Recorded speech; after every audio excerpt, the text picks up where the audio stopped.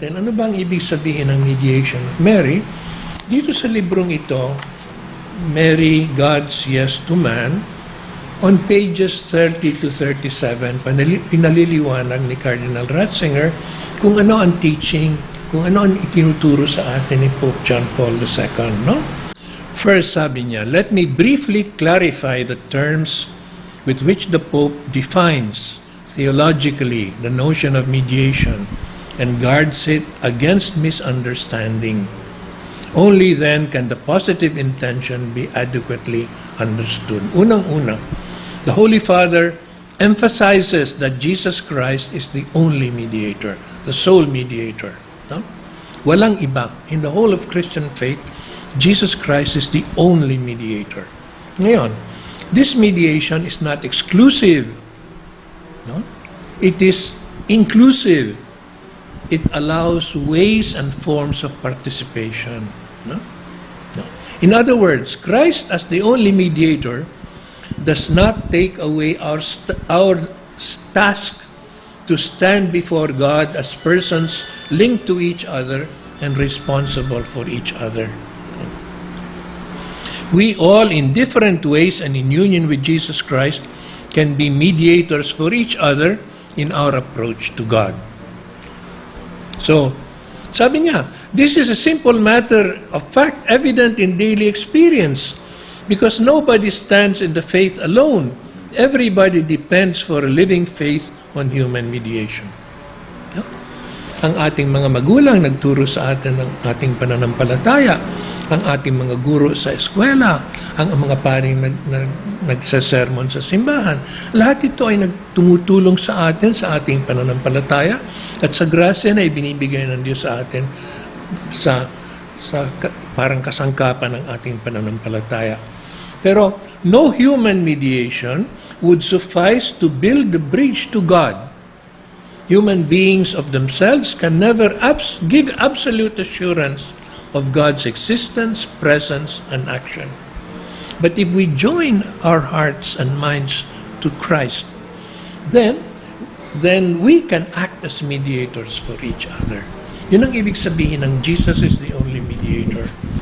Kaya, the Blessed Virgin Mother is also a human mediator.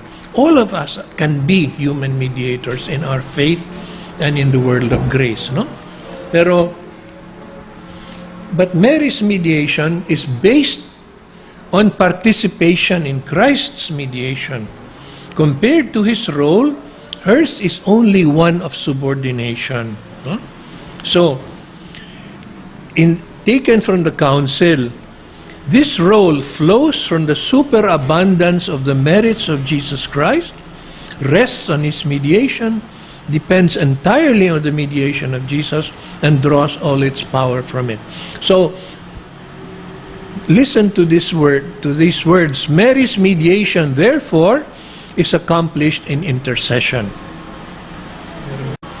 So, Mary's mediation is not different, sabi ng Pope Benedict, from any other comparable human mediation.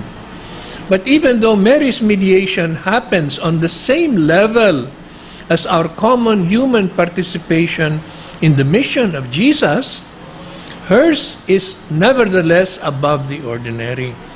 Special, unique ang kanya. It uniquely surpasses the mediating role that all of us as members of the communion of saints are empowered to exercise. So we have to remember that, no? It's a mediation in Christ, through Christ, and with Christ. All of us who are part of Christ to become participators of Christ, sharing that mediation. But Mary's is unique.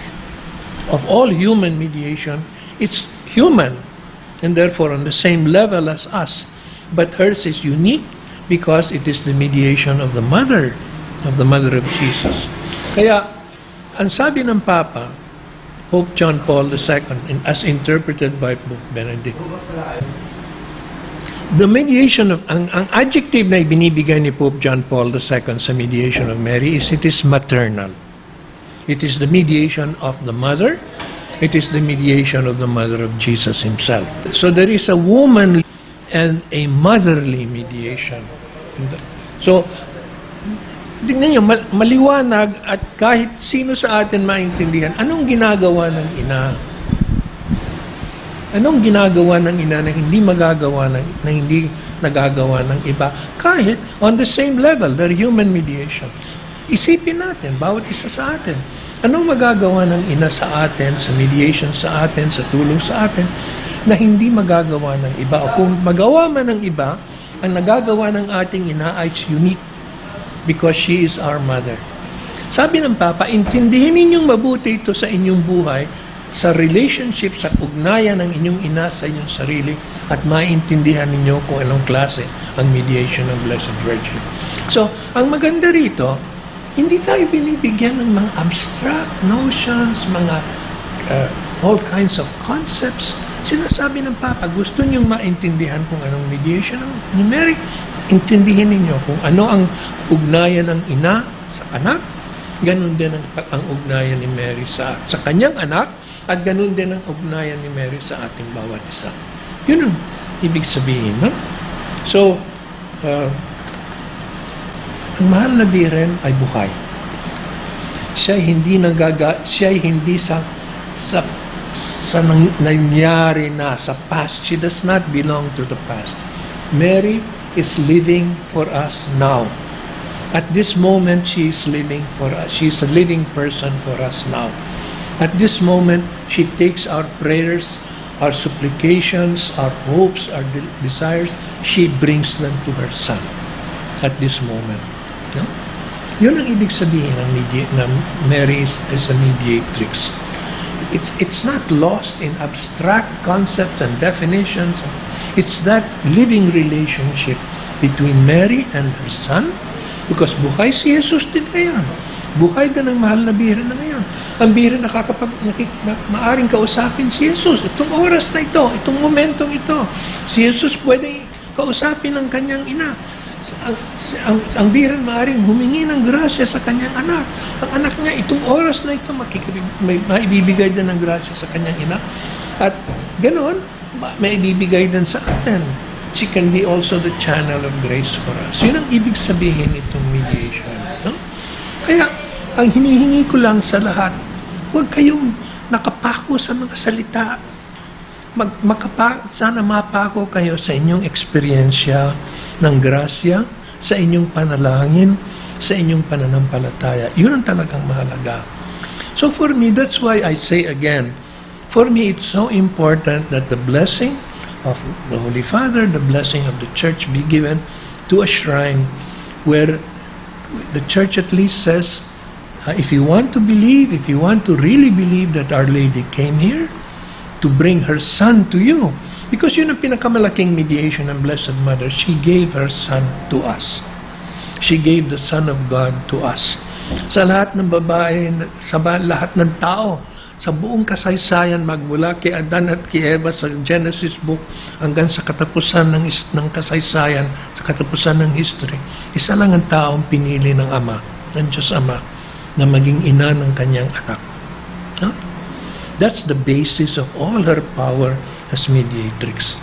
Ngayari, pinili siya ng Ama para siya ang instrumento na magbigay sa atin ng kanyang anak, anak ng Diyos, at magbigay sa atin ng grasya at kaligtasan at araw-araw na grasya at tulong na ibinibigay ng Diyos sa atin. So, yun ang base ng lahat. Pinili siya ng Diyos Ama na maging ina ng kanyang tunay na anak. At sa kanyang tunay na anak, lahat ng grasya nang galing, lahat ng kaligtasan nang galing, lahat ng magagandang bagay sa ating buhay nang galing din. And she is the one who was an instrument in giving him to us. And she is the one who is an instrument in our going to her Son. That's the basis of this teaching ng mediation. Hindi sa libro, kung hindi sa buhay natin, sa pananampalataya natin. Yun ang ibig sabihin ng mediation sa aking pagkaintindi.